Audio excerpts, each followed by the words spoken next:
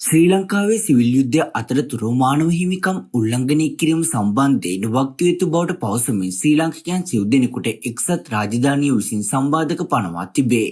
හිටපු ආරක්ෂක මණ්ඩලික ප්‍රධානී ජෙනරාල් සවේන්ද්‍ර සිල්වා, හිටපු නාවික හමුදාපති අඩ්මිරාල් ඔෆ් ද ෆ්ලීට් වසන්ත කරන්නාගොඩ, හිටපු යුද හමුදාපති ජෙනරාල් ජගත් ජයසූරිය යන අයට මෙලෙස සම්බාධක පනවා ඇති බව වාර්තා වෙයි. ඊට අමතරව LTT සංවිධානයේ හිටපු නායකයෙකු වන විනයාගර් මූර්ති මුරලිදන් හෙවත් කරුණා අම්මාන්ටද එක්සත් රාජධානිය විසින් සම්බාධක පනවා තිබේ. ඒ අනුව අදාළ පුද්ගලයන්ට එක්සත් රාජධානිය සංචාරය කිරීම තහනම් වන අතර එරට තුළ වත්කම් රැස් කිරීමද තහනම් වනු ඇත. ඔවුන්ට එක්සත් රාජධානිය තුළ වත්කම් ඇතනම් ඒවාද තහනම් වන බවට එරට රජය දැනුම් දී තිබේ.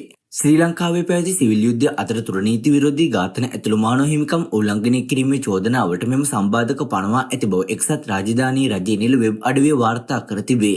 සිවිල් යුද්ධයේදී සිදු වූ මානව හිමිකම් උල්ලංඝනය කිරීම සම්බන්ධයෙන් සොයා බලා වක්කිය යුත්තන්ට දඩුවම් ලබා දීම පිළිබඳව කැපවී සිටින බව එක්සත් රාජධානිය දැනුම් දී තිබේ. ශ්‍රී ලංකාවේ මානව හිමිකම් වැඩි දියුණු කිරීම සඳහා එක්සත් රාජධානිය නව රජය සමග කටයුතු කරන අතර ජාතික සමගිය සඳහා ඔවුන්ගේ කැපවීම අගය කරන බව අදාළ වාර්තාව මගින් වැඩිදුරටත් පෙන්වා දී තිබේ.